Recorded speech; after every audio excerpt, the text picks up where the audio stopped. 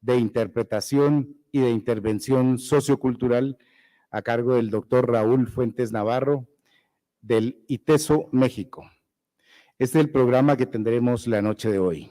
Primero, saludo del señor rector de la Universidad del Cauca, doctor Deibar René Hurtado.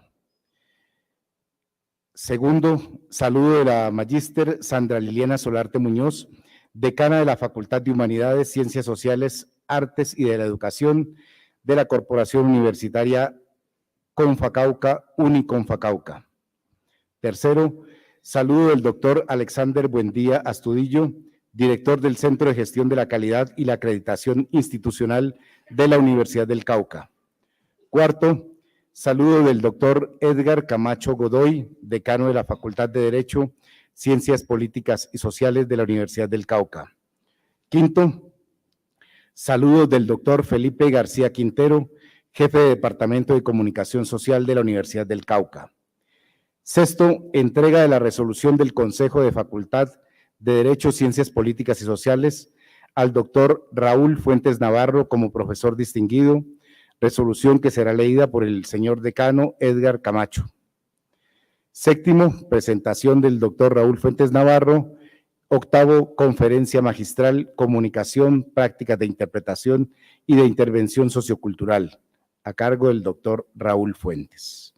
Entonces, damos inicio a este programa con el saludo del señor rector de la Universidad del Cauca, doctor Deibar René Hurtado Herrera.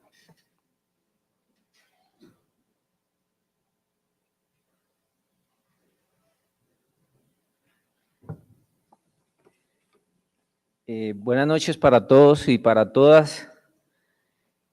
Voy a, dado ese orden tan extenso del día y que todos queremos escuchar al doctor Raúl, a ser muy breve, sencillamente saludar este espacio, esta conferencia de comunicación, prácticas de interpretación e intervención sociocultural a cargo de nuestro invitado, el doctor Raúl Fuentes Navarro. Saludar también a las autoridades académicas, a los profesores, profesoras del Departamento de Comunicación Social que nos acompañan en el día de hoy.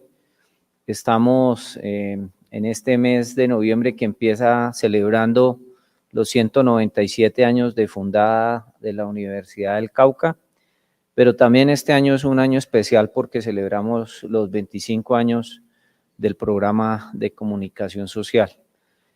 De los aportes que también hace el Departamento de Comunicación Social a la comunicación social de este país y también a la manera en cómo cada vez vamos ganando mayor presencia con el trabajo que hacen nuestros egresados a nivel de este país, pero también a nivel latinoamericano y mundial. Así que me sumo pues a la alegría de tener al doctor Raúl en la Universidad del Cauca en esta celebración de estos 25 años y espero que tengamos una jornada muy fructífera de interacción con el doctor Raúl. Me comentaba que ha estado cerca, pero primera vez que venía a Popayán, pero sí había visitado Neiva, muchos amigos en común, intelectuales importantes como Jesús Martín Barbero, como William Fernando Torres, pues muestran la trayectoria del doctor Raúl y creo que tenemos al frente, o vamos a tener al frente a un intelectual que ha marcado la vida y la formación de muchos comunicadores sociales a nivel latinoamericano. Así que muy orgullosos de tenerlo, doctor, bienvenido y espero que esta primera visita no sea la última y que ojalá podamos establecer vínculos que nos permitan nutrirnos de su conocimiento, de su experiencia y al mismo tiempo tener un intercambio académico investigativo que sea para el beneficio mutuo. Así que bienvenidos esta noche a esta conferencia y espero que todos nos enriquezcamos de este trabajo que se viene haciendo en el marco de los 25 años del programa de comunicación social. También saludar a los estudiantes, profesores, a la coordinadora del programa de comunicación social de Uniconfa Cauca, con quien también estamos construyendo juntos en estos temas de la comunicación social y en otros temas del orden cultural en los que hemos siempre contado con esta institución y con quienes venimos trabajando de manera articulada. Así que muchas gracias y bienvenidos.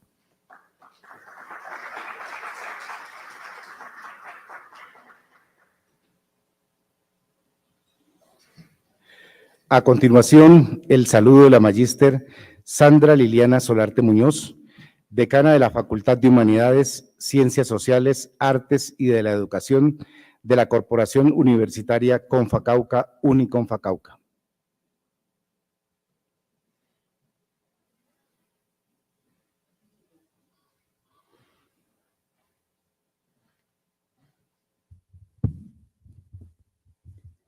Muy buenas noches para todos y para todas. Bueno, en nombre de nuestra rectora, doctora Claudia Milena García Castillo, quiero expresarles a ustedes nuestros profundos agradecimientos a las autoridades administrativas de la Universidad del Cauca por esta amable invitación. En especial, un saludo para el doctor Raúl Fuentes Navarro, al doctor Deiva René Hurtado Herrera, rector de la Universidad del Cauca, al doctor Alexander Buendía, director del Centro de Gestión de la Calidad, al doctor Edgar Camacho Godoy, decano de la Facultad de Derecho, Ciencias Políticas y Sociales, y al doctor Felipe García Quintero, jefe del Programa de Comunicación Social de la Universidad del Cauca. De igual manera, hacer extensivo este saludo a los docentes que nos acompañan y a ustedes, queridos estudiantes. Para la Corporación Universitaria Uniconfa Cauca, la formación de profesionales que contribuyan al desarrollo regional es su propuesta bandera. Desde programas como comunicación social y periodismo, hemos trabajado en ese sentido. Uniconfa Cauca ha estado y estará en la región facilitando el acceso a la educación superior con un compromiso social y ético con las poblaciones, los empresarios y nuestra comunidad académica. Este compromiso de Uniconfa Cauca se nutre de espacios académicos como el que hoy nos convoca, desarrollando en conjunto con el programa de comunicación social y periodismo de Uniconfa Cauca y el de comunicación social de la Universidad del Cauca, en el marco de la primera versión del proyecto denominado Seminario de Profesores 2024. Este seminario refleja la búsqueda por la excelencia académica de los docentes de la región y la preocupación compartida entre comunicadores sociales sobre un elemento vital de la experiencia humana, la comunicación. Es una preocupación que también compartimos institucionalmente. En una región como el departamento del Cauca, esta inquietud debe motivar una versión profunda sobre la experiencia comunicativa que tenemos hoy y los desafíos que enfrenta su ejercicio profesional ante situaciones como la gestión del conflicto social y político, que aún mantiene al departamento atrapado en fenómenos de violencia. Fenómeno que se complejiza con el escenario mediático actual, donde la polarización social se vuelve cada vez más evidente. En este contexto, la interlocución y el diálogo parecen ausentes. Por ello, los profesionales de la comunicación tienen una gran responsabilidad. Necesitamos comunicadores que trabajen por esa reconciliación, por la verdad, que lo hagan con capacidad creativa y argumentativa. En el Cauca también tenemos brechas económicas, sociales y tecnológicas que debemos o que deben ser abordadas por ustedes. Por tanto, se necesitan profesionales formados en investigación y comunicación anclados a sus realidades sociales, con una capacidad ética y crítica que permita integrar a las comunidades y conectar la región con un entorno global que día a día demanda nuevas competencias. Este seminario que se desarrolla a partir de la experiencia académica e investigativa del doctor Raúl Fuentes Navarro, a quien saludo institucionalmente y agradezco su presencia, ha permitido ya un diálogo significativo entre comunicadores comprometidos con un proyecto educativo. Además, potencia la investigación en asociación, la cooperación para la visibilidad regional a través de la comunicación y la alfabetización tecnológica de comunidades que, además de usar las tecnologías de comunicación, necesitan comprenderlas en sus experiencias de vida económica, cultural y política. La trayectoria del doctor Raúl Fuentes Navarro como director de programas, investigador y docente de comunicación, así como observador crítico y estudioso de las transformaciones sociales y de la comunicación con el devenir tecnológico, es fundamental para enriquecer nuestros procesos formativos, para tener referencias, para reconocer el cambio y trabajar en compañía con instituciones educativas comprometidas territorialmente. Muchísimas gracias. Nuevamente, bienvenido, doctor Raúl, y muchas gracias por esta cordial invitación.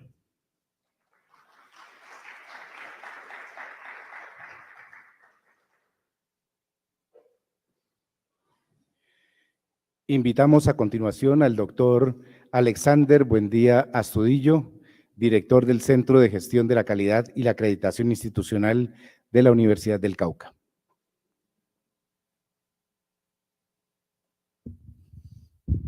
Buenas noches. Primero que todo, un saludo al señor rector y a las demás autoridades académicas y sobre todo a los colegas. De pronto algunos, pocos no saben, pero yo estoy en casa porque yo hago parte del Departamento de Comunicación Social. Ahora estoy en una tarea administrativa acompañando al señor rector, pero sobre todo mi esencia es ser profesor de este departamento, que como ya lo dijo el rector, pues está cumpliendo 25 años y eso es un motivo de orgullo para la universidad y para nuestro equipo de trabajo que día a día ha procurado hacer la tarea lo mejor que podemos y de lo que tenemos en nuestras manos. Yo quiero señalar dos cosas muy puntuales. La primera es que cuando leí por primera vez al doctor Fuentes Navarro fue justamente poco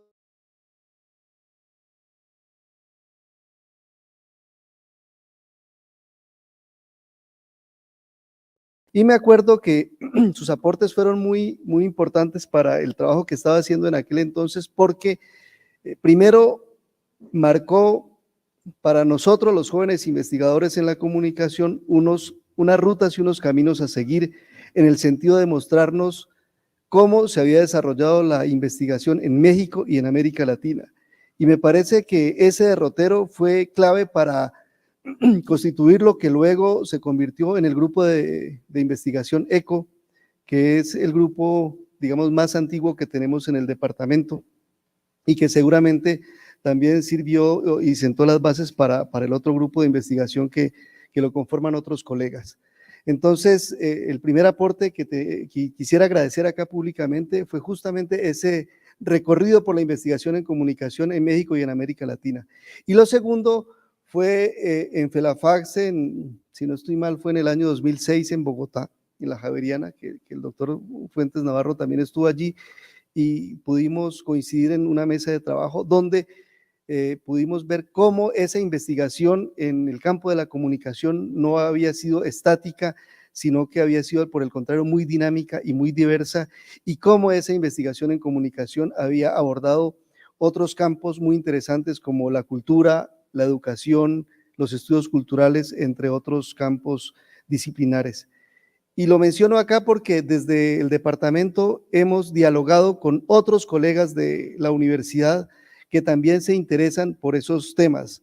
Justamente nuestros vínculos investigativos con grupos de investigación como Urdimbre, del cual es miembro fundador el rector, creo que fueron los que sentaron las bases para un tejido comunicativo investigativo muy interesante que ahora podemos proyectar en otros tejidos con otras universidades como lo hacemos ahora con Uniconfa Cauca y con otros colegas.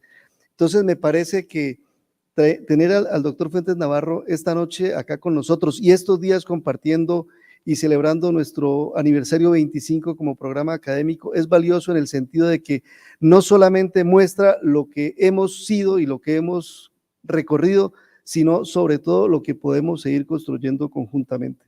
Muchas gracias por la invitación, doctor Navarro, muchas gracias por estar en Popayán. Y colegas, qué bueno que podamos celebrar en unos años otros 25, 50, 70 años más. Muchas gracias.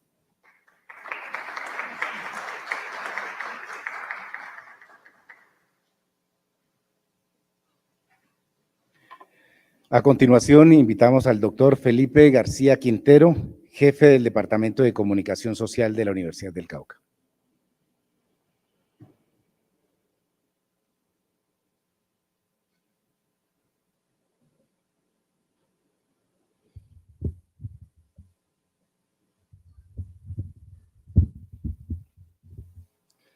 Muy buenas noches.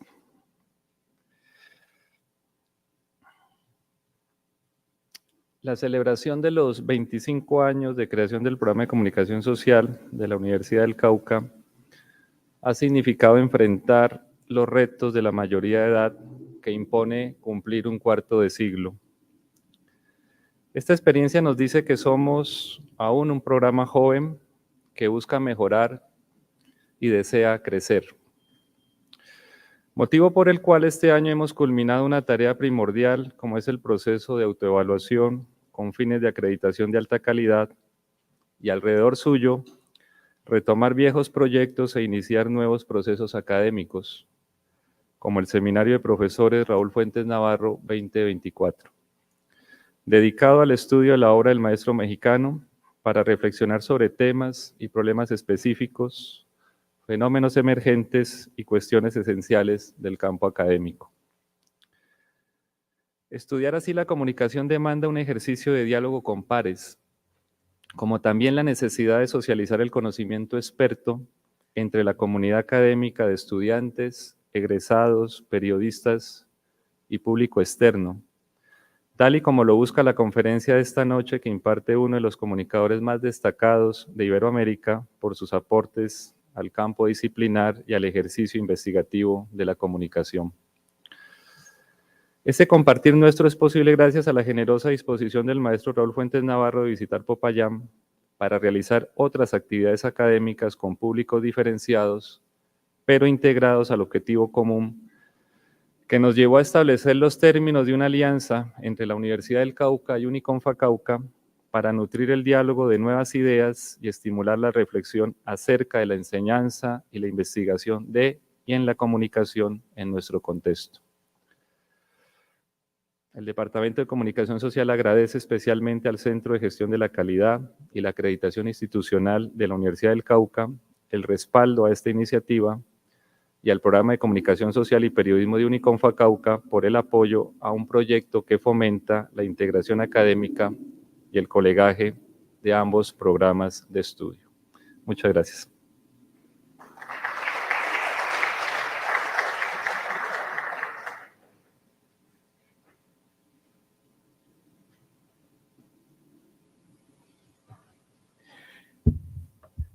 Invito al señor decano de la Facultad de Derecho, Ciencias Políticas y Sociales, Edgar Camacho Godoy, para hacer entrega de la resolución del Consejo de Facultad de la facultad al doctor Raúl Fuentes Navarro.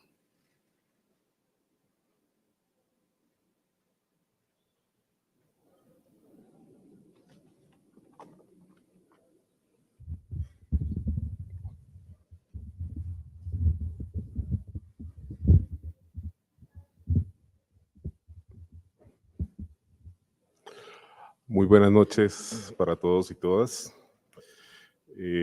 Doctor Raúl, muchas gracias por haber aceptado la invitación y tener la deferencia con los dos programas de comunicación social de Uniconfa Cauca y de la Universidad del Cauca, especialmente en nuestra casa por estar cumpliendo los 25 años del programa y haber aceptado estar aquí. Antes de leer la resolución, que creo que ya las palabras están dichas, simplemente reiterarle al departamento, a los profesores y al doctor Felipe que sí se podía sacar adelante este proyecto. cuando habló de la posibilidad de, quisiera rescatar algo en la función de los departamentos al interior de la universidad, y es rescatar la posibilidad de que se haga una verdadera reflexión sobre la disciplina. Y creo que esta cátedra que se ha querido desarrollar este seminario con los profesores y con un espacio también para los estudiantes, ha permitido abrir ese espacio de reflexión en los departamentos que nos permitan reflexionar sobre nuestras propias disciplinas y que no nos quedemos en el trasegar diario de las funciones administrativas, sino poder ir más allá. Resolución número 729 del 24 de octubre del 2024, por la cual se hace un reconocimiento a la trayectoria académica y profesional del doctor Raúl Fuentes Navarro. El Consejo de la Facultad de Derecho, Ciencias Políticas y Sociales de la Universidad del Cauca, en uso de sus facultades legales y considerando, primero, que la coordinación del programa de comunicación social mediante oficio 176 del 17 de los corrientes solicita a los integrantes del Consejo de Facultad emitir resolución de reconocimiento a la labor del profesor Raúl Fuentes Navarro, quien visita la Facultad de Derecho, Ciencias Políticas y Sociales para compartir su experiencia docente e investigativa en 3 espacios de trabajo académico con los profesores del departamento en mención, en el marco del Seminario de Profesores Raúl Fuentes Navarro 2024, realizado por el Departamento de Comunicación Social de la Universidad del Cauca y el Programa de Comunicación y Periodismo de Uniconfa Cauca en el mes de octubre del presente año. El profesor Raúl Fuentes Navarro, licenciado y maestro en Comunicación del ITESO, Universidad Jesuita de Guadalajara, y doctor en Ciencias Sociales de la Universidad de Guadalajara, México, es reconocido por sus aportes académicos en el campo disciplinar de la comunicación, a través de la publicación de al menos 22 libros dedicados a reflexionar acerca de la investigación, la epistemología y las teorías de la comunicación. Es reconocido además como investigador nacional emérito del Sistema Nacional de Investigadores, investigador emérito del Departamento de Estudios Socioculturales del ITESO y titular del Departamento de Estudios de la Comunicación Social de la Universidad de Guadalajara. Asimismo, ha participado activamente en las principales asociaciones académicas nacionales, AMIC, CONEITS, regionales, ALAID, FELAFALS y BERCON, e internacionales, ICA y ANT, de estudios de la comunicación desde 1979. Entre otros reconocimientos, la Universidad Autónoma de Baja California le otorgó el doctorado honoris causa en 2020. Por lo anterior, y en reconocimiento a la trayectoria del profesor Raúl Fuentes Navarro, a sus aportes a los estudios de la comunicación en América Latina, campo en el cual se destaca su contribución a las teorías de la comunicación, la reflexión epistemológica y particularmente sus reflexiones acerca de la investigación en y de la comunicación en busca de pensar los procesos de institucionalización del campo académico de la comunicación. El Consejo de la Facultad de Derecho, Ciencias Políticas y Sociales resuelve, primero, exaltar la labor del profesor Raúl Fuentes Navarro por sus invaluables aportes académicos en el campo disciplinario de la comunicación. Segundo, hacer entrega del presente acto administrativo en acto público realizado en el Paraninfo Francisco José de Caldas de la Universidad del Cauca, notificar la presente providencia al interesado. Dado en Popayán, a los 24 días del mes de octubre del 2024, Edgar Camacho Godoy, presidente del Consejo.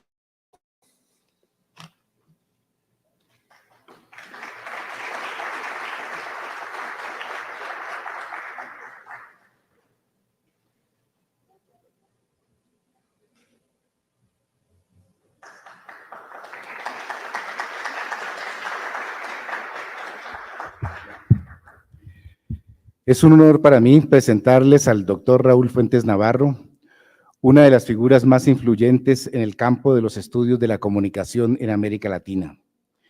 Con una formación sólida y un recorrido académico de más de 4 décadas, el doctor Fuentes Navarro ha dejado una huella indeleble en la manera que entendemos y estudiamos la comunicación en nuestra región. Podemos decir, como ya lo señaló el profesor Alexander Buendía, que muchos programas de comunicación de América Latina, entre ellos el nuestro, directa o indirectamente tenemos que ver con la forma de ver y entender la comunicación del doctor Fuentes Navarro. El doctor Fuentes Navarro ha realizado numerosos aportes al campo académico de la comunicación. Ha sido pionero en la estructuración científica de la investigación en comunicación en México y América Latina. Su obra, La emergencia de un campo académico, continuidad utópica y estructuración científica de la investigación de la comunicación en México, es un referente clave donde se analizan las condiciones históricas y sociales que han influido en la construcción de este campo. En su artículo, Desarticulación y desintegración de la investigación académica y la formación universitaria en comunicación en América Latina, señala que la investigación en comunicación en la región ha estado marcada por la desarticulación, lo que ha dificultado la consolidación de un cuerpo teórico robusto. Ha sido pionero en la construcción de un marco teórico y epistemológico en busca de superar la fragmentación del campo académico de la comunicación en Fundaciones y Fundamentos del Estudio de la Comunicación, escrito con Carlos Vidales González, reflexionan sobre cómo la comunicación debe ser entendida tanto desde su dimensión científica como crítica, proponiendo una epistemología que abarque lo social y lo cultural. Ha sido un activo promotor de la cooperación académica en la región, siendo parte fundamental en asociaciones y redes académicas como la Asociación Mexicana de Investigadores de la Comunicación, AMIS, la Asociación Latinoamericana de Investigadores de la Comunicación, ALAIC, la Federación Latinoamericana de Facultades de la Comunicación Social, FELAFAX, la Asociación Iberoamericana de Investigación de la Comunicación, IBERCOM, entre otras. En su obra Historia de los Estudios de Comunicación en las Américas, narra la importancia de consolidar redes de investigación que fortalezcan el campo de la comunicación en América Latina. Aboga por una mayor integración y una colaboración más efectiva entre los académicos y las instituciones de la región para enfrentar desafíos comunes. Su investigación también se ha centrado en el estudio de la comunicación desde una perspectiva sociocultural, argumentando que la comunicación es un medio para fines sociales. Esto se refleja en su obra Comunicación, Cultura y Sociedad, Fundamentos Conceptuales de la Postdisciplinaridad, donde aborda cómo los procesos comunicativos están intrínsecamente ligados a las identidades culturales y sociales. Fuentes Navarro presenta un papel destacado en la comunicación y la transformación social, subrayando la importancia de la ética en la práctica comunicativa. En Alternativa al Estudio Científico de la Comunicación, argumenta que la comunicación tiene el potencial de democratizar las estructuras sociales y generar cambio si se aborda desde una perspectiva crítica y ética. En Campo Académico de la Comunicación, Desafíos para la Construcción del Futuro, Fuentes Navarro subraya la importancia de vincular la formación académica con la investigación crítica. Señala que los profesionales de la comunicación deben ser formados no solo con habilidades técnicas, sino también con una visión crítica que les permita comprender el impacto social de su trabajo. Fuentes Navarro ha abogado por un enfoque transdisciplinario que integre disciplinas como la sociología, la antropología y la ciencia política para analizar los fenómenos comunicacionales en su complejidad. También ha criticado tendencias que ha denominado como el inmediatismo superficial o el tecnologicismo, que pueden desviar la atención de las aplicaciones sociales y culturales de la comunicación. Aboga porque se priorice un enfoque crítico que favorezca la reflexión sobre el impacto social de los medios y las prácticas comunicativas, fomentando una investigación que trascienda lo meramente técnico o superficial. Destaca la importancia de desarrollar programas de posgrado en comunicación como una estrategia para fomentar la investigación académica avanzada y especializada en el campo. Dentro de este seminario, uno de los elementos importantes y un aporte que consideramos muy valioso es esa definición de lo que hace la comunicación, ¿no? Estudiar la producción social de sentido, que está a su vez en el texto, producción social de sentido sobre la producción social de sentido, que sin duda orienta el quehacer de este campo disciplinar. Por favor, demos una cálida bienvenida al doctor Raúl Fuentes Navarro, quien nos presenta la conferencia Comunicación, Prácticas de Interpretación y de Interpretación Sociocultural. Bienvenido.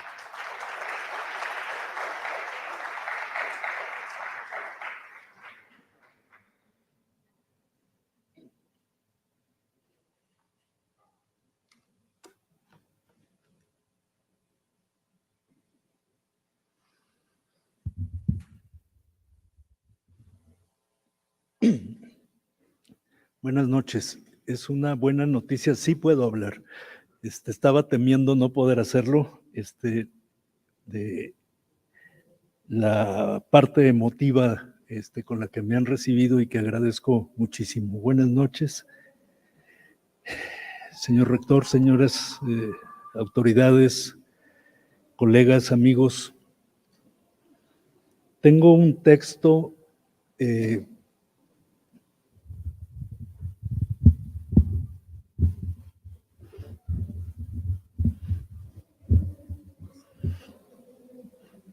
texto que probablemente con el micrófono bien colocado se escuche mejor.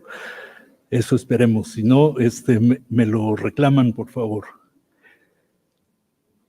Tengo un texto que voy a presentarles con mucho respeto, con el respeto que infunde la invitación que recibí, que me honra muchísimo, a venir a Popayán, a esta universidad, a este sitio imponente, que en el mismo término imponente supone lo que le otorga a quien recibe un reconocimiento y simplemente un espacio de atención al trabajo que se ha realizado durante muchos años. Estoy ciertamente, de veras, sinceramente, muy agradecido. Entonces, voy a leer el texto para no perderme en las emociones. Y comienzo por mi agradecimiento más sincero a quienes me invitaron directamente a venir a esta ciudad de Popayán, en este consorcio interuniversitario, que es también una experiencia en la que he participado en otros espacios en mi país, y que me parece que es fundamental para el campo de la comunicación. Entonces, un agradecimiento por la honrosa invitación que me trajo a Popayán en estos días, para compartir algunas inquietudes y propósitos sobre el estudio universitario de la comunicación. Trataré de aportar algunas líneas de reflexión que surgen de mi experiencia en México y de las compartidas con colegas de otros países. Después de más de 40 años de ejercicio como académico de tiempo completo, y estaré atento para llevarme de regreso los aportes de la interlocución múltiple que se me ofrece. Después de todos estos años, quiero seguir aprendiendo y lo hago. Enfatizo de entrada que las reflexiones que expondré pueden ser más útiles, probablemente, como preguntas que como respuestas, como propuestas de discusión que como conclusiones.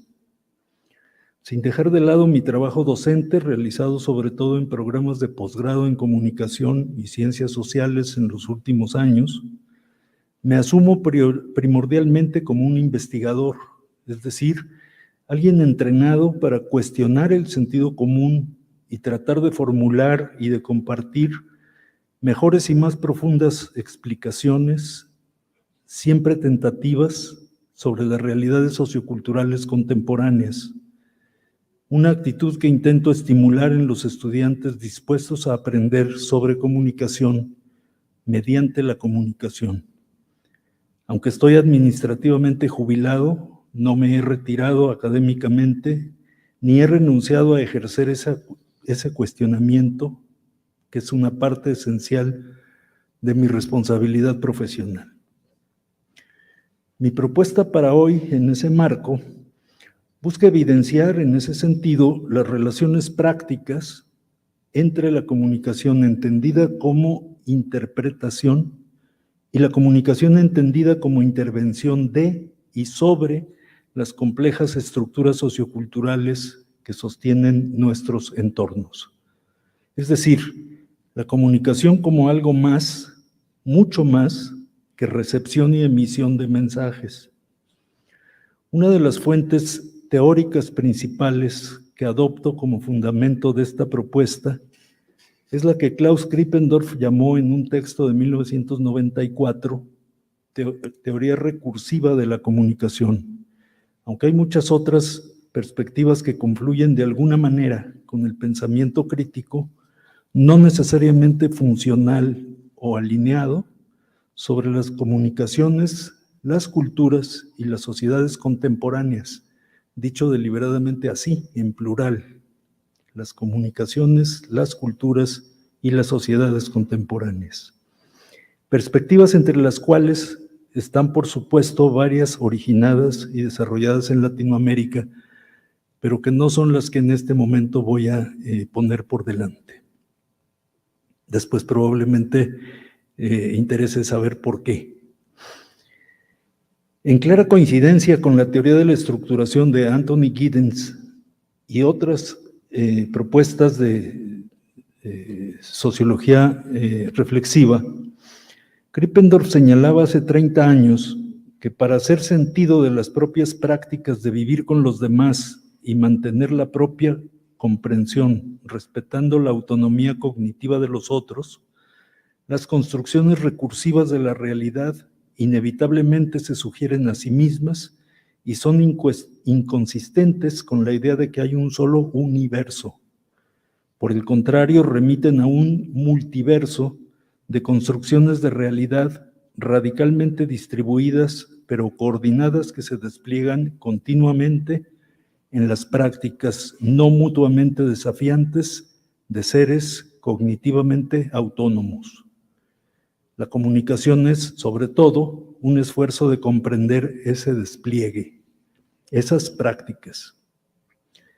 Si bien, obviamente, esta concepción recursiva de la comunicación no desplazó, como se hubiera supuesto, al llamado paradigma dominante en el campo académico de la comunicación, que estaba centrado en la canalización de mensajes, sí enriqueció enormemente las preguntas fundamentales que incorporar y las distinciones que sostener o no entre las teorías y las prácticas.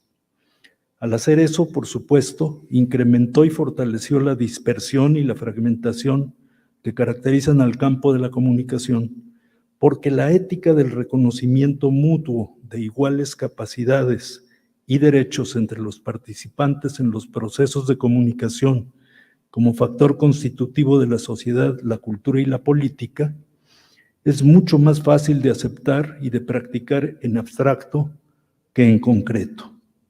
Y también porque explicitar las operaciones necesarias para entender a la comunicación como recurso de poder mediante la persuasión y la falsedad, como un proceso de hegemonía, como un sistema social que media simbólicamente la estructuración, el desarrollo y la resolución de conflictos entre agentes sociales, requiere algo más que una asociación normativa abstracta con la democracia. Porque puede decirse que al ser social, toda comunicación es política. Tiene todo lo que eso supone, en fin, ha sido puesto en duda, afortunadamente, no son dogmas de los que estamos hablando, y necesitamos recuperar lo que sabemos y cómo lo compartimos para continuar la búsqueda del sentido plural y profundo de la comunicación. Los debates epistemológicos de los años 80 y 90 del siglo pasado, en la Academia Estadounidense dedicada al estudio de la comunicación, de los que Krippendorff fue un participante destacado, permitieron desarrollar varias concepciones alternativas a los modelos de la comunicación como transmisión y difusión social de mensajes, y también adelantaron, entre otros, los principios subyacentes en las tecnologías de la automatización digital que hoy soportan el diseño y la operación de medios y sistemas de alcance global, como los medios o redes sociodigitales y las aplicaciones de la llamada inteligencia artificial. Desde antes de aquellos años, y ciertamente después, Klaus Krippendorff fue un cultivador influyente de la cibernética, esa rama del conocimiento que Norbert Wiener, su fundador, definió a fines de los años 40 como la ciencia del control y la comunicación en el animal y la máquina. Así como durante el siglo pasado la mecánica cuántica se fue sobreponiendo a la física newtoniana, una analogía de este siglo parece anunciar el fin de las viejas lógicas políticas mediadas por la comunicación. Como dice un análisis reciente de estos cambios, según la sabiduría popular, para entenderse sería necesario ponerse en el lugar del otro, pero en la realidad de los algoritmos esta operación se ha vuelto imposible. Cada uno marcha dentro de su propia burbuja, dentro de la cual ciertas voces se escuchan más que otras y algunos hechos existen más que otros. Y no tenemos ninguna posibilidad de salir de esto y menos de intercambiar con alguien más. No son nuestras opiniones sobre los hechos lo que nos divide, sino los hechos mismos. Y esta es una interpretación que va creciendo en aceptación sin ser tampoco suficientemente cuestionada. Como es cada vez mejor sabido, los algoritmos van ajustando paulatinamente el perfil individual de cada usuario de un sistema, extrayendo la información y le ofrecen los contenidos correspondientes a ese perfil, sean noticias, propuestas, anuncios o solicitudes, con exclusión tendiente a ser total de todo lo demás. Por eso se habla de que los hechos mismos, los referentes de la comunicación, difieren y por lo tanto separan a un individuo de los demás, porque separan y enajenan sus mundos cotidianos.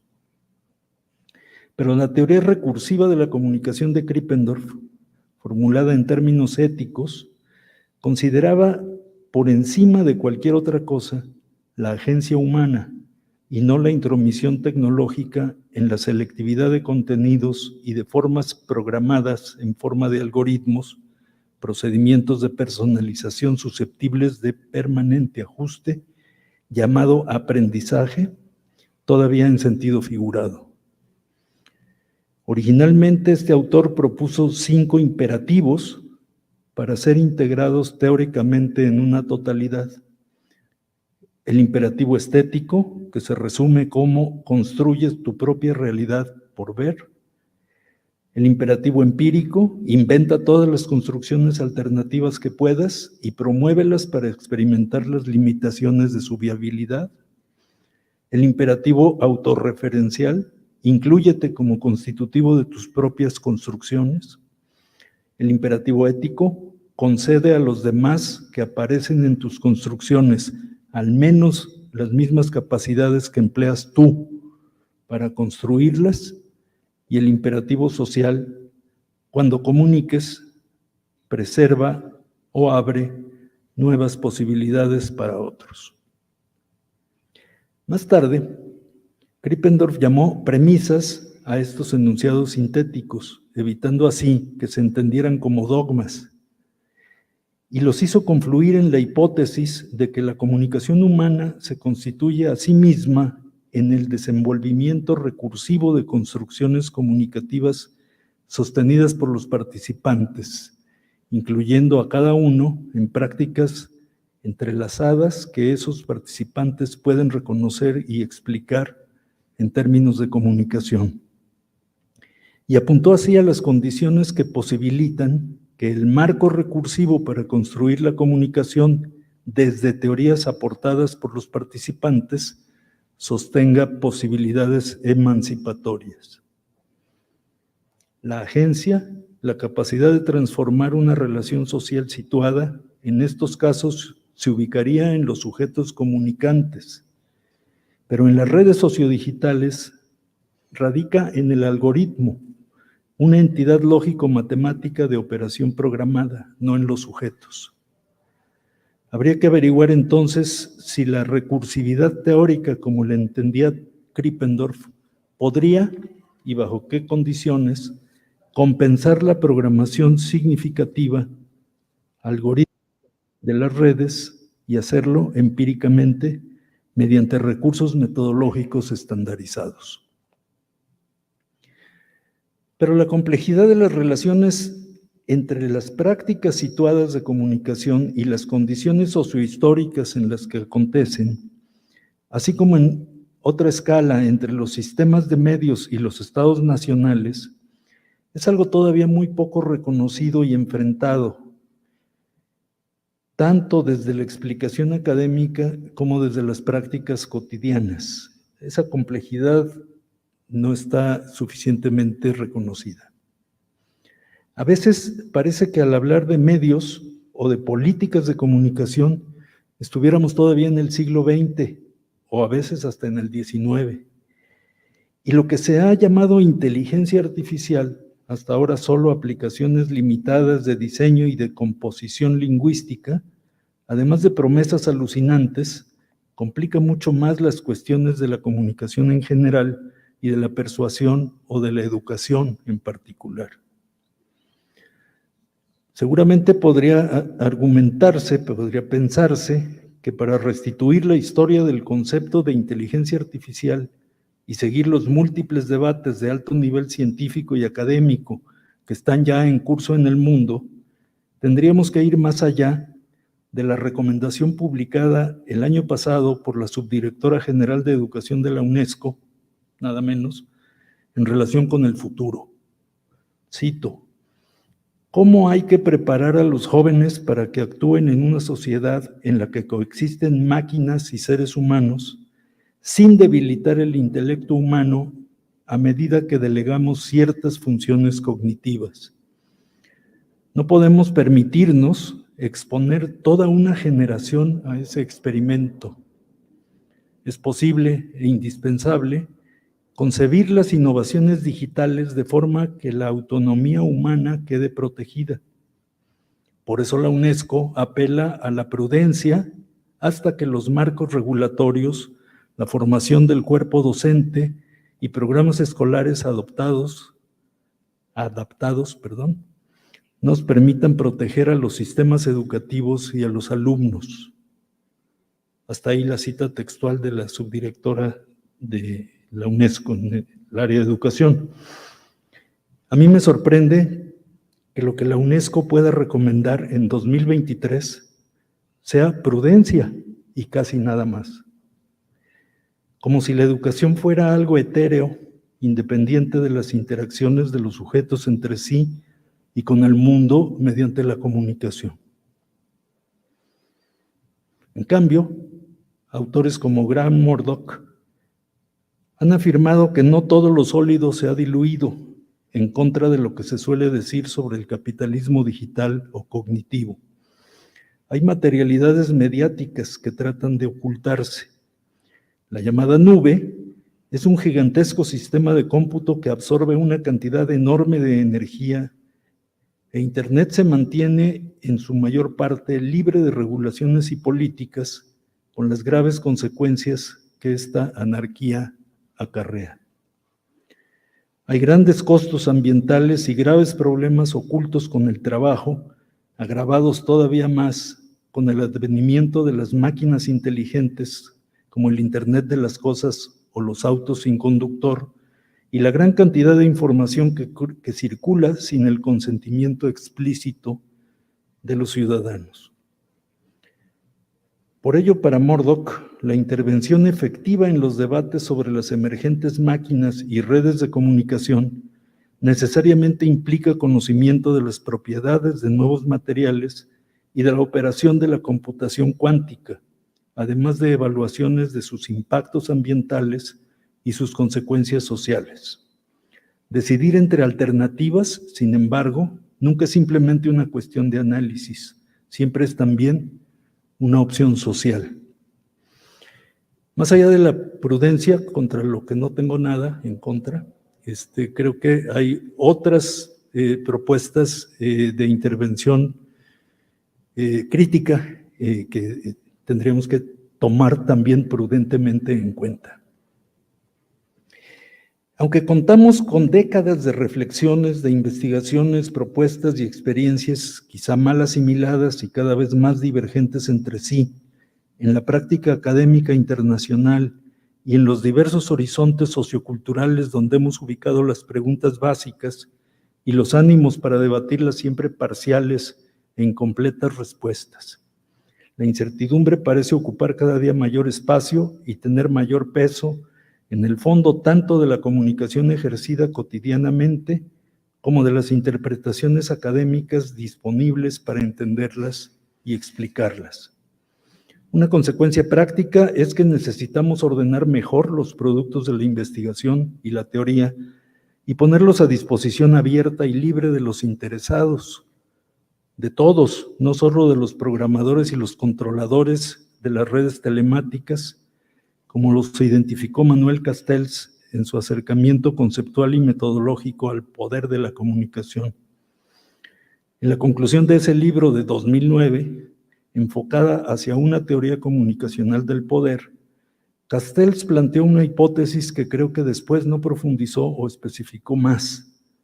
En la sociedad red, el poder se ejerce primordialmente por la construcción de sentido en la mente humana mediante procesos de comunicación implementados en redes multimedia globales y locales.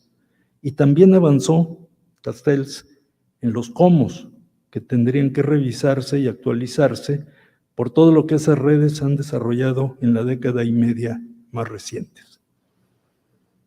La premisa básica que creo que podemos sostener tanto en el plano teórico como en el práctico es que la comunicación no es ni puede ser más que un medio para lograr un fin. Es una acción que se refiere a otras acciones o prácticas sociales.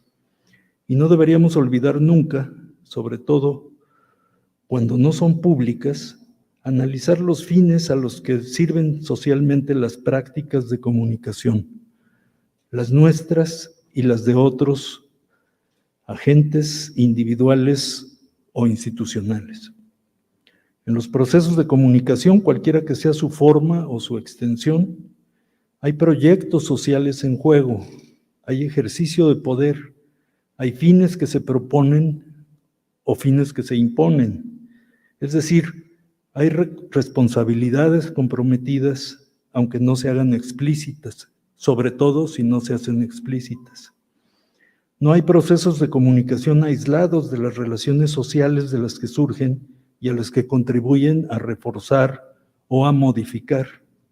Y no hay, obviamente, interacciones sociales sin sujetos, en los que los sujetos en interacción, es en los sujetos en interacción donde puede haber responsabilidad y donde puede haber comunicación. Entiendo que en eso consiste, y no en la referencia a ciertas fuentes, el carácter crítico de la teoría y, por supuesto, de la práctica de la comunicación. No tendríamos que confundir la praxeología con la ideología y asumir también que es muy distinto entender la comunicación como producción social de sentido que entenderla como intercambio de mensajes. Los mensajes son objetos, la producción social de sentido es interacción entre sujetos. Por supuesto, cultivar una perspectiva sociocultural como esta exige reconocer la indispensable condición del debate permanente y comprometido, algo que depende de los sujetos y no de los objetos, pero también asumir las consecuencias de que este método es cada vez menos utilizado, quizá por costoso, tal vez por lo que exige. Entablar comunicación sobre la comunicación con otros sujetos académicos y profesionales, con nuestros estudiantes en primer término, pues estudiar la comunicación es también un ejercicio recursivo. Consiste nada menos que en la producción social de sentido sobre la producción social de sentido. La justificación ética del estudio de la comunicación en las universidades está entonces en desarrollar y revisar continuamente la capacidad de los sujetos para interpretar e intervenir en la comunicación. No solo interpretar ni solo intervenir, pues ambas requieren ser críticas, rigurosas y socialmente responsables. Y para ello sirve mejor su articulación que la descalificación mutua entre falsos teóricos y falsos prácticos. Todavía está vigente aquel desafío que formuló Kurt Lewin en los años 40 del siglo pasado. No hay nada más práctico que una buena teoría. Y quiero terminar esta intervención sobre esta línea subrayando que intento integrar bajo una sola lógica los marcos para la investigación de la comunicación y para la formación universitaria de comunicadores sociales, como se les reconoce en Colombia, o de comunicadores sin más especificación, como en mi país. Esto es importante porque es cada vez más frecuente que se distancien los campos de desarrollo profesional de los investigadores de los de otros profesionales de la comunicación. Digamos periodistas, publicistas, productores audiovisuales, editores, publirelacionistas o administradores de redes sociodigitales. Si a todas estas especialidades y las demás que han emergido se les sigue considerando como de comunicación, no tendrían por qué suponerse procesos de formación radicalmente distintos de los investigadores. Por supuesto, hay metodologías y técnicas necesariamente diferenciadas según la especialidad u orientación profesional, pero las bases epistemológicas y teóricas de la comunicación no tendrían razón para ser distintas o divergentes si se refieren y se ejercitan en la misma formación social. Es decir, la ética tiene los mismos principios en todos estos casos. Para ilustrar eso, permítanme recuperar una anécdota cuyo interés radica no tanto en lo que relata, sino en la historización que ejemplifica, porque creo indispensable situar todas estas discusiones en sus contextos históricos, es decir, en tiempos y lugares específicos, y que no son necesariamente recientes o futuros. Hay una historia ya acumulada. La primera vez que rescaté esta anécdota, esta cuestión de la memoria, fue todavía durante la pandemia, en mi participación a distancia en un coloquio latinoamericano organizado en Brasil y que más tarde fue publicada en México, pero temo que con una difusión muy limitada. Entonces la vuelvo a sacar a ver si tiene mejor suerte. Espero que sí. Remite a un cuestionamiento central para nuestro campo sobre la vigencia de los supuestos y propósitos sobre los que fue fundado en 1960 el programa originario de los estudios universitarios sobre la comunicación. La anécdota es la siguiente. En diciembre de 1985, como director entonces de la Escuela de Ciencias de la Comunicación del ITESO en Guadalajara, recibí la visita de un amable personaje estadounidense, quien se identificó como Walter Richter, profesor del York College of Pennsylvania. Quería entrevistarme a otros colegas mexicanos de varias universidades en la Ciudad de México, en Puebla y en Guadalajara. En el lapso de un año conversamos en 3 ocasiones sobre el estudio de la comunicación y a principios de 1987 me hizo llegar por correo una copia de la ponencia que presentó en un congreso en Miami con un título y un contenido inquietantes. El sueño que se desvanece, formación profesional en comunicación, un acercamiento mexicano. El sueño que se desvanece, al que se refería Richter, era el proyecto fundacional de la licenciatura en Ciencias y Técnicas de la Información del jesuita José Sánchez Villaseñor en la Universidad Iberoamericana, redactado a fines de los años 50 en una carta de 2 páginas que Richter tradujo al inglés y que colocó como anexo de su ponencia, una ponencia que concluye con esta frase: el viejo sueño de 26 años de Villaseñor se ha desvanecido, pero aún vive. A esa doble interpretación llegó Richter ante el pesimismo que percibió en sus entrevistados sobre la efectividad a corto plazo de lo que intentaban, que era formar profesionales socialmente responsables, y la obstinada determinación de continuar la lucha, esa. El repertorio de problemas que Richter sintetizó a partir de sus entrevistas y observaciones era demoledor, aunque no muy diferente de los que ya habían elaborado Ciespal 10 años antes, Felafax a principios de los 80 o las propias asociaciones académicas mexicanas.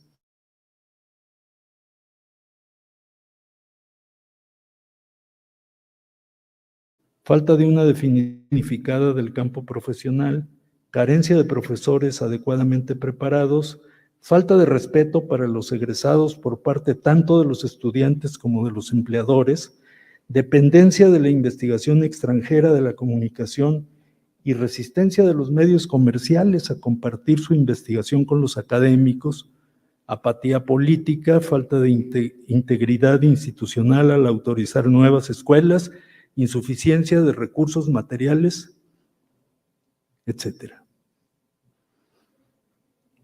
En 1986 ya operaban 63 programas de licenciatura y 4 de maestría en Ciencias de la Comunicación en México, si bien 4 de cada 5 tenían menos de 10 años de existencia.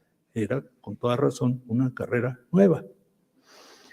Aunque el crecimiento desbocado disminuyó su ritmo en los 90, hoy en día las universidades mexicanas ofrecen al menos 550 programas de licenciatura en comunicación y más de 100 posgrados, de los cuales apenas un tercio cuentan con acreditación oficial de calidad, y a los viejos problemas se siguen aumentando otros nuevos, aunque sin que los primeros se resuelvan o siquiera queden obsoletos. En los años 80 y ahora, la dependencia de la investigación y la teoría extranjeras estaba claramente asociada con el escaso desarrollo de la investigación en las escuelas de comunicación mexicanas. La mayor parte de los estudios empíricos sistemáticos se realizaban desde las industrias mediática y publicitaria, y los resultados rara vez se publicaban o se compartían. Según Richter, sin recursos para realizar estudios cuantitativos, los investigadores académicos se ven reducidos a operar en un nivel teorético que, dada la ausencia de una base empírica, frecuentemente refleja solo la ideología personal de los autores. Las teorías y los métodos de investigación difícilmente respondían a los problemas mexicanos o latinoamericanos, donde el proyecto de una teoría propia no ha podido desarrollarse más desde esta perspectiva por falta de soporte empírico, aunque en lo ideológico tampoco se puede apreciar algún avance. En una postdata de su ponencia, Richter explicitaba el paralelismo con la experiencia mexicana que se puede encontrar en Estados Unidos, donde en los años 30 y 40 se confrontaron las perspectivas de los medios comerciales con los fundamentos humanísticos de la comunidad académica.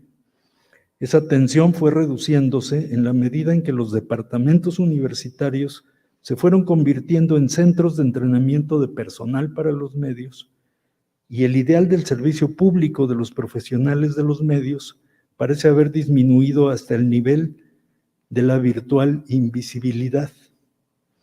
Y Richter afirmaba que lo que ha estado haciéndose en México es todavía alentador. Se refería al esfuerzo de renovar el proyecto básico, el de fomentar la responsabilidad social profesional. En aquel tiempo y hasta la fecha, esa perspectiva estadounidense de un profesor de edad muy respetable y de metodología muy respetable, me parecía sorprendente porque me permitía suponer que no es que las cosas estuvieran muy bien hechas en Estados Unidos y que nosotros las echábamos a perder, sino probablemente lo contrario. Años después, estoy hablando de esas anécdotas de los años 80, años después, en una investigación sobre la institucionalización del campo académico de la comunicación en Estados Unidos, David Park subrayaba que la fundación en 1950 de la National Society for the Study of Communication, que en 1969 cambió su nombre a International Communication Association, no tuvo su origen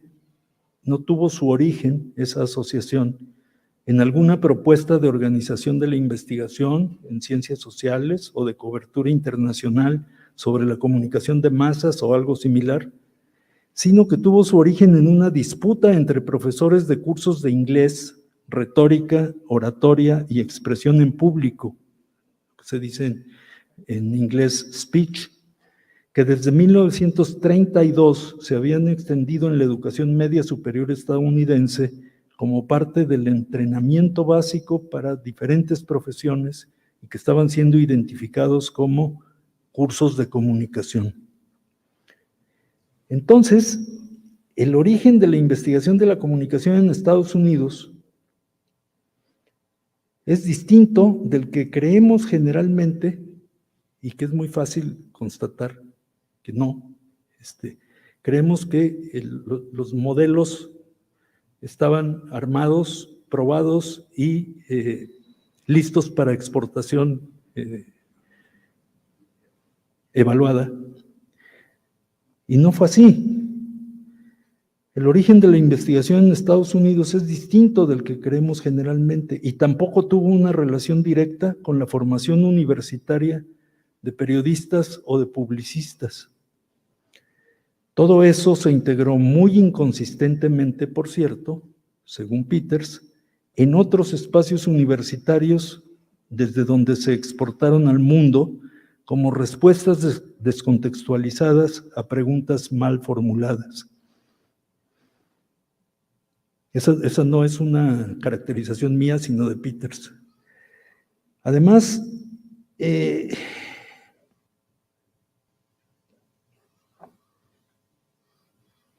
desde Latinoamérica, es claro que muy pocos de los aportes reconocidos como fundacionales de la investigación latinoamericana se originaron en universidades.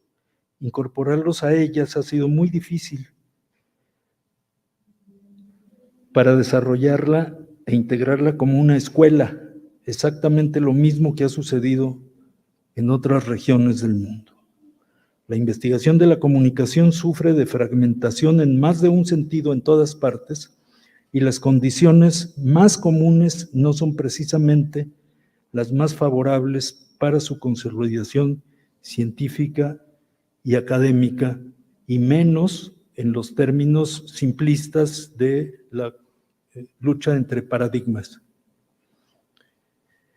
Pero ya han pasado más de 60 años desde la fundación en México y en América Latina un poco más, de los primeros programas de ciencias de la comunicación, aunque no tuvieran ese nombre, y se ha desvanecido a su vez casi por completo el cuestionamiento sobre el desvanecimiento del sueño utópico del estudio de la comunicación. Pero igual que como lo percibió Richter en los años 80, ese sueño sigue vivo y persiste, aunque sea marginalmente, la obstinada determinación de formar profesionales socialmente responsables, en un contexto histórico en el que la comunicación adquirió una ambigua y creciente centralidad. Como siempre, pero con mayor urgencia ante la extraordinaria exacerbación reciente de los profundos y extendidos problemas éticos y políticos preexistentes, parece indispensable ubicar a la comunicación, a su investigación y su enseñanza universitaria en relación con algunas premisas contextuales y referenciales necesarias para poder imaginar los cambios y las recuperaciones de sentido que se requieren con urgencia en las prácticas universitarias. Esto de la urgencia yo lo comencé a sentir hace 40 años y lo sigo sintiendo más o menos en los mismos términos. Entonces es un sentido de urgencia histórico, no un sentido de urgencia personal y angustiante. Más allá de cualquier anécdota, el contexto sociocomunicacional que se ha ido reconociendo bajo términos como mediatización o como nueva ecología mediática, no implica simplemente la aparición de nuevos medios o de nuevos dispositivos de mediación, sino a través de ellos la individualización de los accesos a la generación, circulación y apropiación de propuestas de sentido acerca de virtualmente cualquier aspecto o dimensión de la existencia. Esa individualización, en lugar de socialización, esa individualización sí es una auténtica revolución tecnológica, en el sentido histórico-cultural más estricto, pues extiende los usos sociales que son reproducibles de recursos expresivos e interpretativos, aunque por supuesto no homogénea o equilibradamente, a segmentos cada vez mayores de la población mundial. Pero estaría por verse si esa expansión puede identificarse como una democratización, y todo parece indicar que no.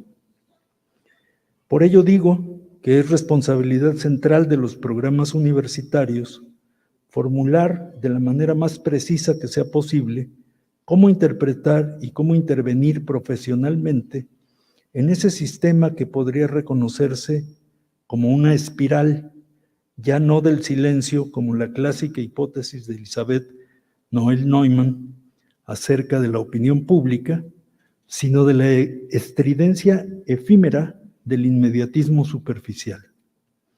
Mientras que la primera espiral se basaba en el supuesto de que los medios de comunicación de masas o de difusión social eran o son la fuente de información más importante para que los individuos normaran sus opiniones en el sentido de la más probable aprobación social de su entorno, ahora parece imponerse la tendencia a desplazar esa importancia por la influencia de las redes telemáticas o medios sociales que no incluyen en su institucionalidad una instancia editorial que se responsabilice de la información que se difunde y la valoración de sus referentes o sus propósitos, o de los proyectos sociales detrás de sus campañas, pero que probablemente por ello han mostrado ser más inmediatamente manipulables e instrumentalizables que nunca. Hipotéticamente, esa podría ser la razón de que tantos proyectos políticos populistas en el mundo, y especialmente los que han conseguido ser gobiernos, muchos, confíen en estrategias de limitación, fragmentación, descontextualización, estridencia y emotivismo para reducir la carga informativa y aumentar la explotación de las creencias en su propaganda, pero también en su comunicación institucional. Y eso es mucho más grave. El uso de medios y plataformas como Facebook, X o Instagram, etcétera, complementa esas estrategias con un recurso intensivo a la descalificación, la mentira, el insulto o la desinformación, multiplicados y movilizados en las redes mediante agentes humanos o artificiales. La antítesis de la comunicación como práctica conversacional se impone, aunque obviamente no conduzca a la observación analítica o a la acción social concertada que requieren objetivos como la participación democrática en la toma de decisiones o simplemente la supervivencia de las sociedades en la pandemia que dejó ver estos procesos con una claridad impresionante. Aunque los cambios y por supuesto también las persistencias en las tramas donde se cruzan socialmente la política y lo político, rebasan las capacidades de explicación y ajuste de la mayor parte de los recursos institucionalizados para mediar el cambio social, no necesariamente invalidan los fundamentos y los avances históricamente ya acumulados. De ahí que los procesos de articulación crítica y de desarrollo compartido que hemos establecido y fortalecido a lo largo de varias décadas en el campo académico latinoamericano deberían servirnos para una renovada relación entre el conocimiento y la responsabilidad social de la comunicación, que sigue siendo una prioridad, porque la comunicación se ha vuelto el principal de los desafíos para la educación y para la investigación en todas partes. Muchas gracias.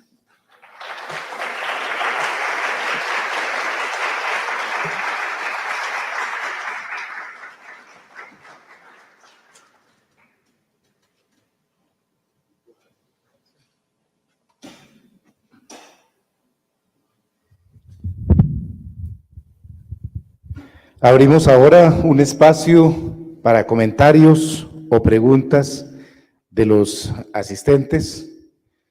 Si alguien quiere formular una pregunta, puede acercarse, aquí está el micrófono para que lo escuchemos.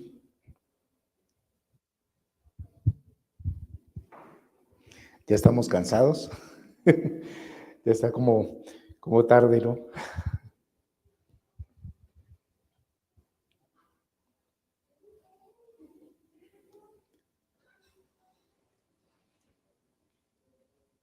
A ver, ¿quién se anima para que iniciemos este diálogo?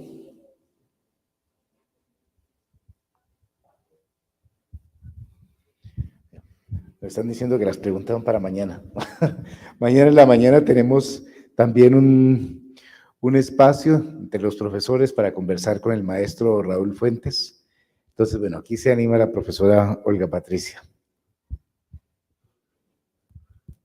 Muy buenas noches, profesor. Me llama mucho la atención, pues parte de lo que usted propone. Necesito quitarme las gafas para leer. Sobre la delegación de ciertas operaciones cognitivas que se han realizado a través de todos estos procesos de automatización y de la presencia de la inteligencia artificial.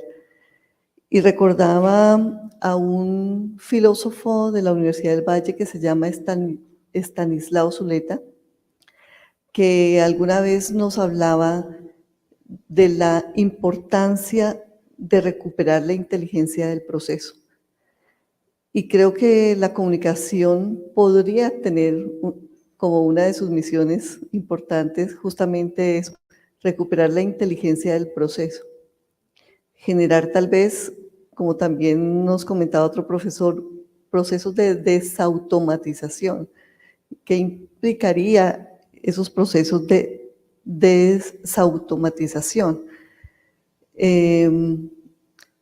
Si bien la inteligencia artificial o todas estas dinámicas generadas por las nuevas tecnologías nos hacen generar síntesis o saltos en los procesos de conocimiento, tal vez, pensaría yo, la comunicación podría, en oposición o paralelamente, intentar generar procesos para recuperar la inteligencia de ese ejercicio. Y un ejemplo, tal vez, que me llega a la mente y que me llamaba mucho la atención justamente cuando visité Estados Unidos hace muchísimos años, hace como 30 años, era la experiencia de hacer un pastel. Aquí yo había aprendido a hacer una torta casera. Y cuando llegué allá, me dijeron, hagamos una torta. Y sacaron una caja, revolvimos el contenido de la caja con 2 huevos y los metimos en el horno. Y yo decía, pues estamos perdiendo la inteligencia del proceso justamente, porque para hacer esa torta, aquí teníamos que batir los huevos, la mantequilla, el azúcar, teníamos que rallar y secar el coco, teníamos que rallar la cáscara de limón y saber en qué momento ponérsela a la torta para luego sí saber cuántos minutos exactamente la íbamos a poner en el horno. Y digamos que ese ejemplo me hacía pensar de cuáles son todos los procesos que hemos perdido y todo el conocimiento que hemos perdido en esos procesos. Y de allí la posibilidad, o más bien, no sé si la posibilidad, más bien el compromiso de pensar cómo podríamos desde la comunicación recuperar ese conocimiento y la inteligencia de ese proceso que lo hemos delegado en las máquinas. Era solamente eso. Gracias. Maestro. Le agradezco muchísimo la intervención, no solo porque demuestra que vale la pena el diálogo, sino por el contenido. Me encanta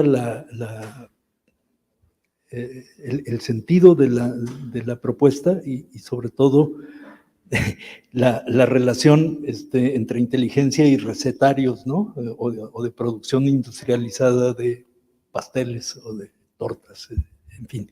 Muchas gracias por aportar esta visión que entiendo muy complementaria con lo que yo quería decir con menos claridad y con menos elegancia.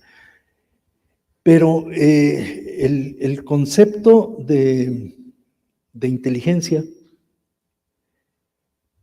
se ha prestado a ser usado para usos muy poco inteligentes y de maneras muy poco inteligentes. Y si permitimos eso de manera muy poco inteligente, estamos cayendo en un problema doble. Hay muchos conceptos de inteligencia.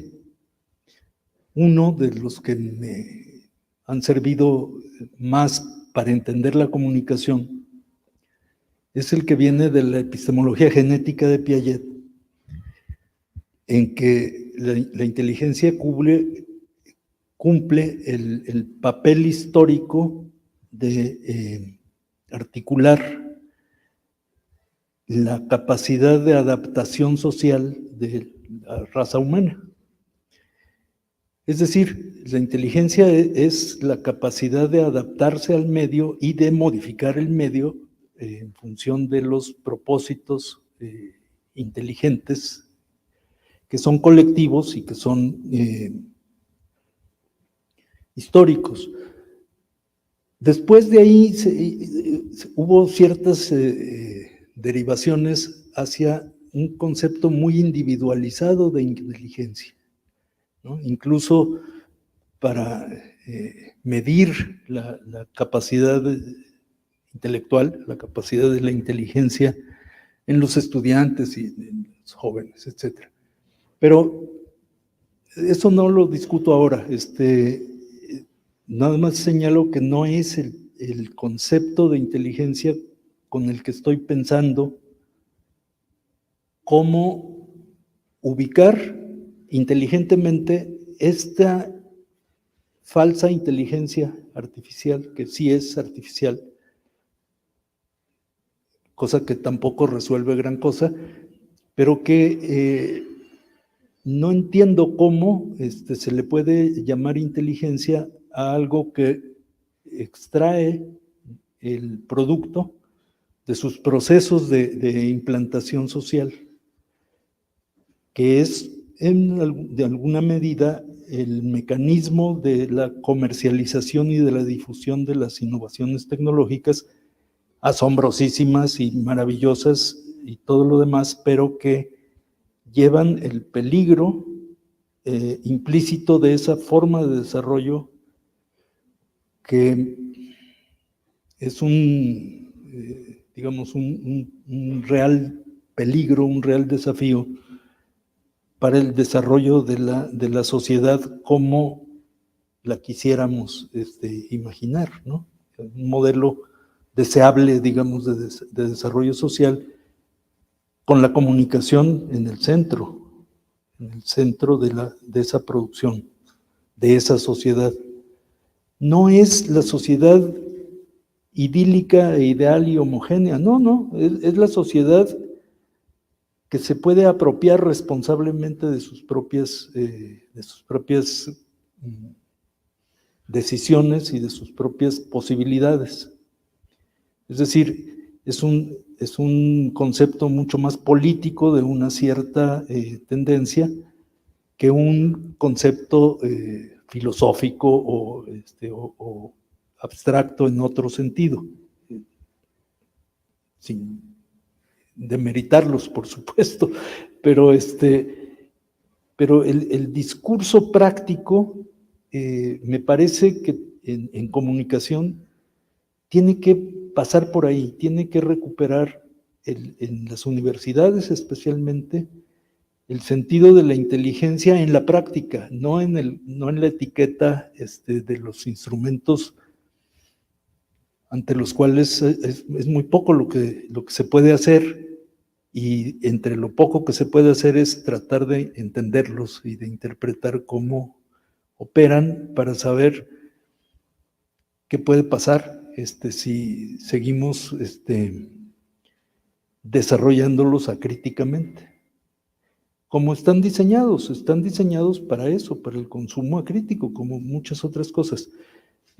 No es ninguna novedad ni ningún escándalo, es parte de un proceso histórico que se puede conocer bien y que hay que conectar con los estudios de comunicación, que a veces parecen no estar conscientes de eso y tratan algunas manifestaciones muy contemporáneas con los criterios de, caricaturizándolo, del periodismo del siglo XIX.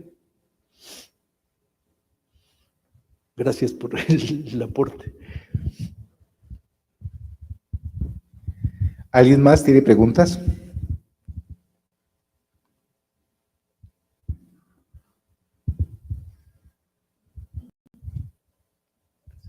Buenas noches, doctor.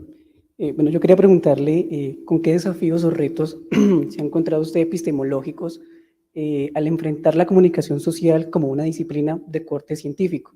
Y vuelvo a la pregunta que le hacía ayer sobre cómo, digamos, o si compara ese lenguaje academicista o académico y cómo digamos, lo lleva a ese lenguaje como social, ¿sí? Como una cosa es hablar con los estudiantes en términos académicos y cómo ya eso se convierte en lo que la gente lee o interpreta.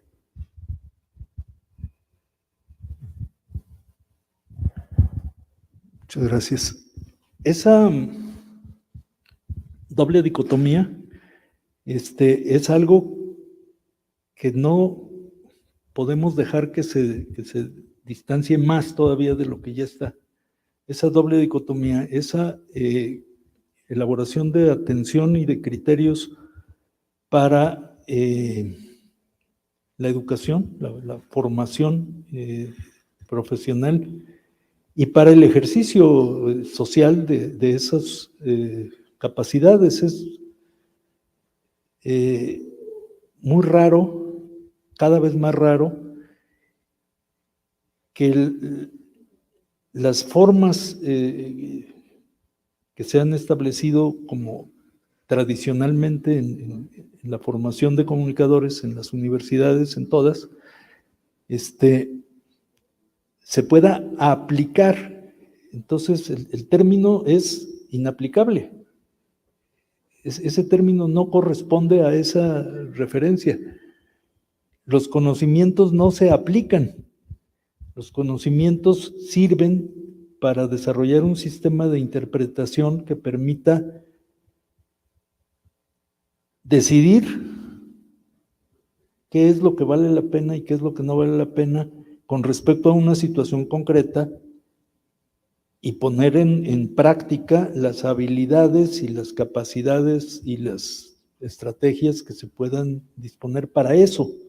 Una vez que la situación está, digamos, identificada hipotéticamente y ante la cual se puede intentar intervenir de una cierta manera, como si fuera un caso de un tipo. Pero eso no es aplicar nada, ni conocimientos, ni técnicas, ni habilidades, ni fuerzas. Si seguimos intentando aplicar o desarrollar herramientas aplicables en comunicación,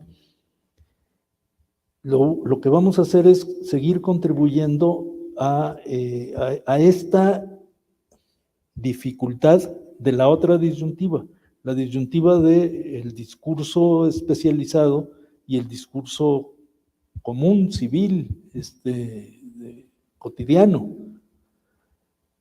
que es una brecha creciente. Tienes toda la razón y de considerarlo muy preocupante. Pero ¿de quién es responsabilidad esa? De los universitarios, de los académicos.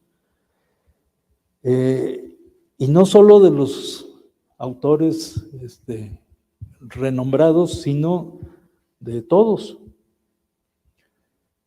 Creo que ahí tenemos uno de los problemas básicos, centrales, que vienen del nacimiento. Por eso mi insistencia en la historización de estos procesos. Más allá de las anécdotas, hay infinidad de anécdotas, y las anécdotas pueden funcionar como ilustración de procesos históricos o no, pueden reducirlos y deformarlos. Lo que importa son los procesos históricos. El hecho es que desde todos los puntos de vista que pueden considerarse interesados en eso,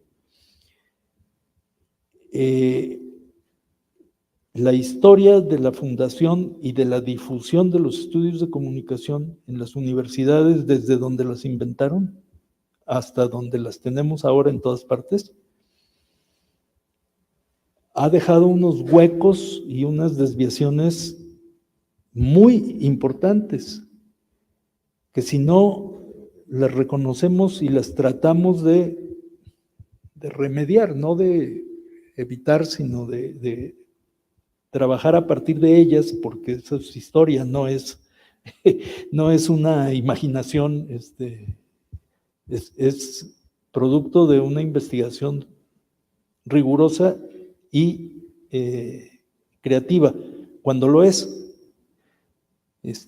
hay muchos casos en que lo es, entonces en eso hay que confiar y probar si las hipótesis que surgen de ahí pueden servir, no para aplicarse, sino para entender mejor los procesos y las situaciones complejas de la historia y de la sociedad y de la cultura, para poder intervenir de una manera más estratégica, más inteligente en esa situación.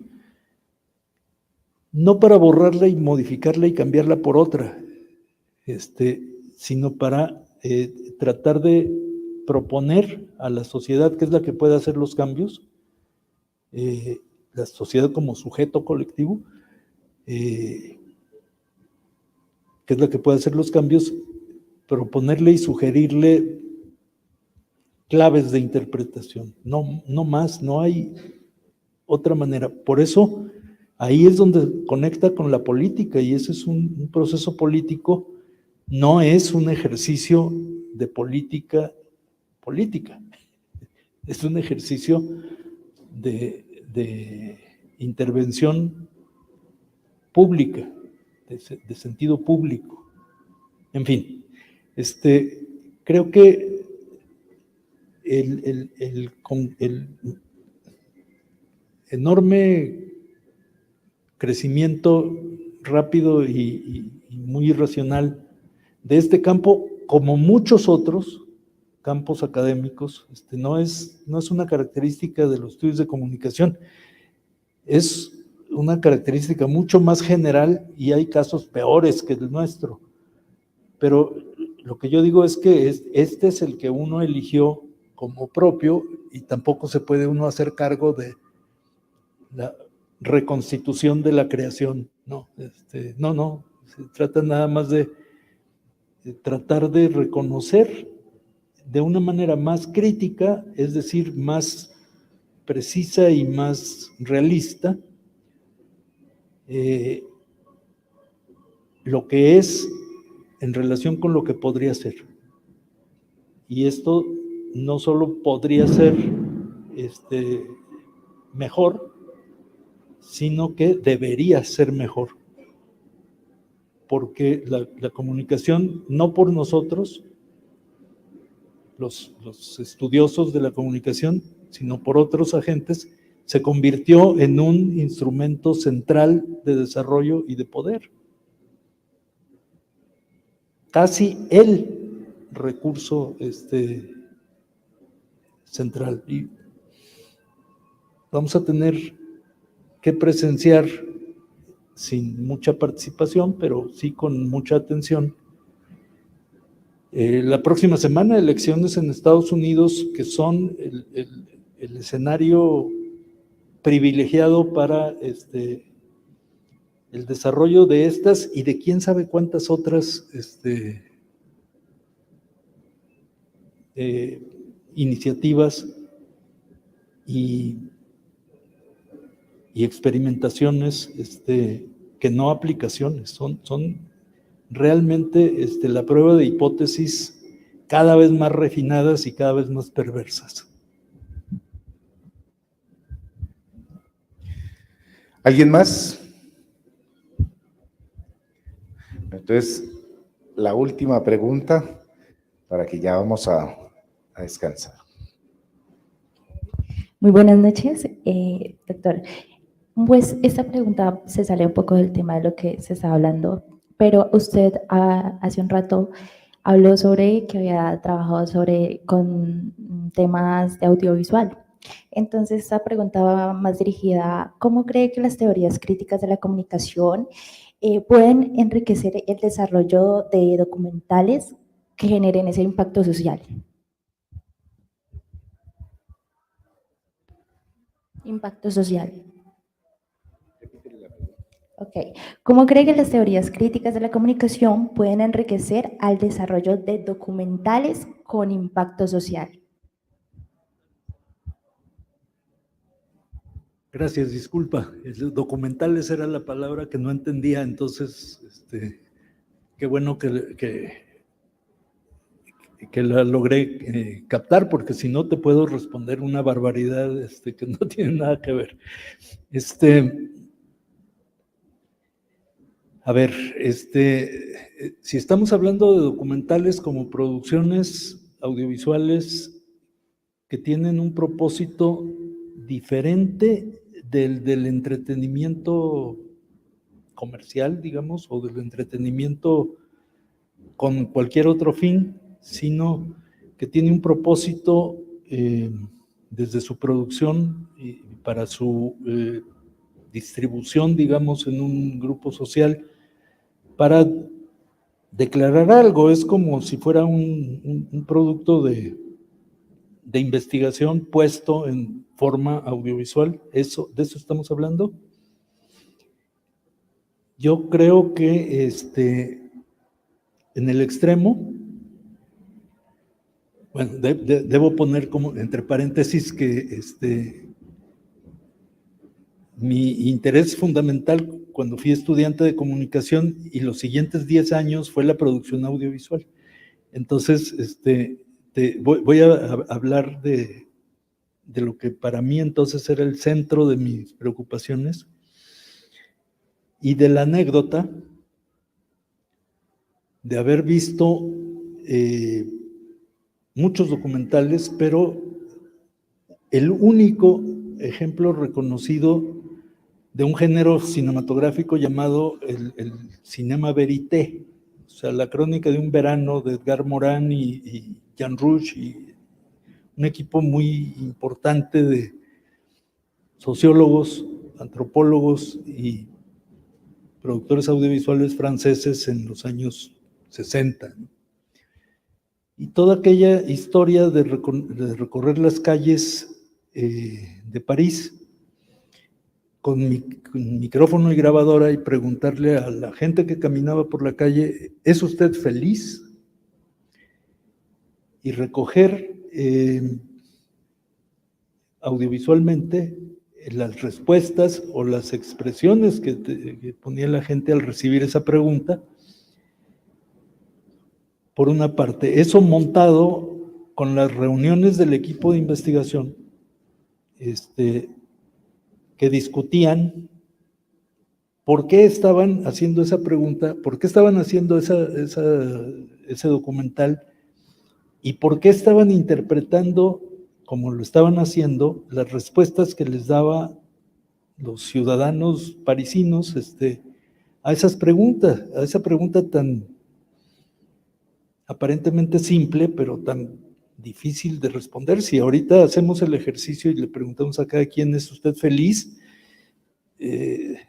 Vamos a tener material etnográfico mucho más complejo seguramente que el que recogían Morán y Jan Ruschi. Entonces, bueno, esa es la anécdota.